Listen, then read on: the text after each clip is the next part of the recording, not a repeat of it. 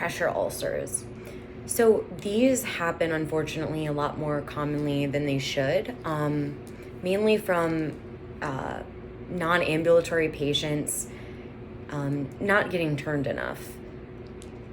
So you need to know the different stages. This will come up a lot. So stage 1 is a non-blanchable erythema, which just means redness. So intact skin with an area of persistent, non-blanchable redness, typically over a bony prominence, that can feel warmer or cooler than the adjacent tissue. It's swollen and has congestion with possible discomfort at the site. With darker skin tones, the ulcer can appear blue or purple. So then there is the stage 2 partial thickness. This involves the epidermis and the dermis, meaning that it's going like further down. So the ulcer is visible with reddish pinkish bed without sloughing or bruising, superficial, and can appear as an abrasion, blister, shallow, crater. Edema persists, so that, that fluid retention. The ulcer can become infected, possibly with pain and scant drainage. Stage 3 is considered a full thickness skin loss, damage to or necrosis of subcutaneous tissue. Necrosis just means death. So basically the tissue is just, it's dying. The ulcer can extend down to, but not through, underlying fascia, meaning like getting down to like the muscle and the bone. So it could go down to it, but it doesn't go through it. So the ulcer appears as a deep crater with, without damaging or undermining or tunneling of the adjacent tissue, and there's no exposed muscle or bone. But drainage and infection are common here. And then stage 4, this is full thickness tissue loss, destruction, tissue necrosis, or damage to muscle, bone, or supporting structures. There can be sinus tracts, deep pockets of infection, tunneling, undermining, eschar, which is like a black scab-like material, or slough, which is tan, yellow, or green scab-like material. And then beyond stage 4, there is unstageable or unclassified. This is full thickness skin or tissue loss. The depth is unknown. There's no determination of stage because eschar or slough obscures the wound. The actual depth of the injury is unknown.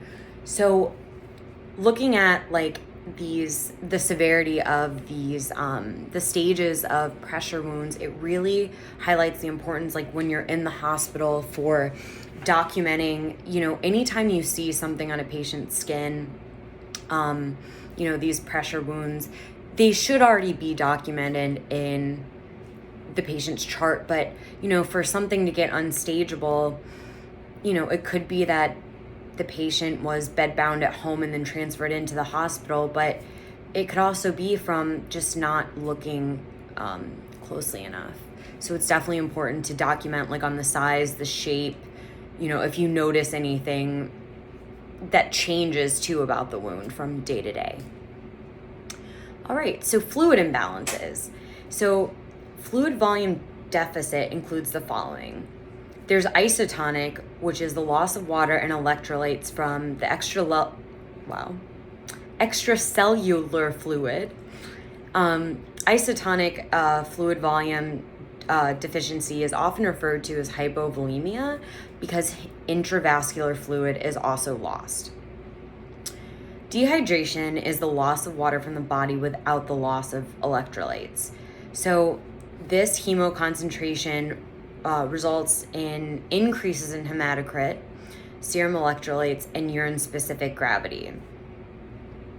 So signs and symptoms of dehydration are hypothermia, tachycardia, thready pulse, hypotension, orthostatic hypotension, decreased central venous pressure, tachypnea, which means you're just breathing quicker, and hypoxia, which is not getting enough oxygen.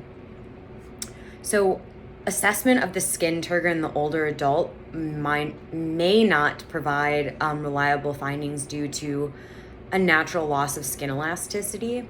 We are taught that a good way to measure skin turgor is by, like looking at the tenting on the skin. And if it stays up for more than 3 seconds, then, you're considered dehydrated. But that can't be the only way to determine. So it's important to look at labs. So hematocrit is definitely important. This is increased in both hypovolemia and dehydration, unless the fluid volume deficit is due to hemorrhage. So one thing, this would always confuse me, but it does make sense that if you're dehydrated, you're going to have increased hematocrit because the concentration of water to electrolytes is less because the water all left, right? The water's all gone. Bye, see you later. And then the salts stay. So that means that, there is going to be a larger concentration of that left. So the serum osmolarity, dehydration, this is increased hemoconcentration osmolarity greater than 295 sorry, I'm having trouble with this unit.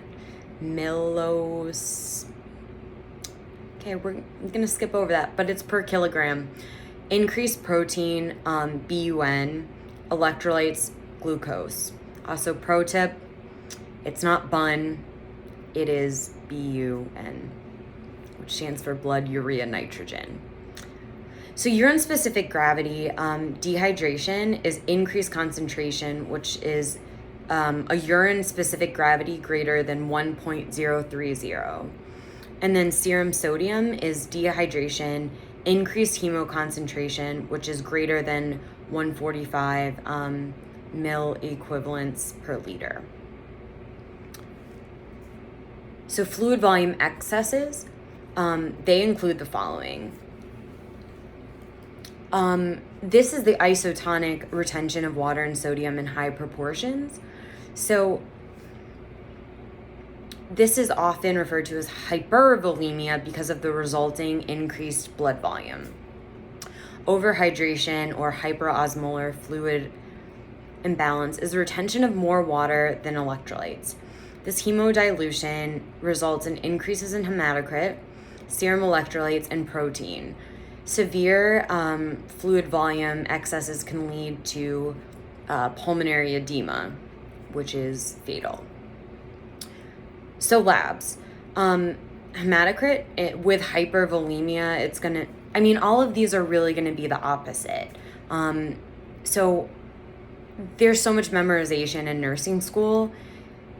Sometimes you really just have to take a step back and be like, okay, it's just gonna be the opposite for the most part, because we're gonna have decreased hematocrit.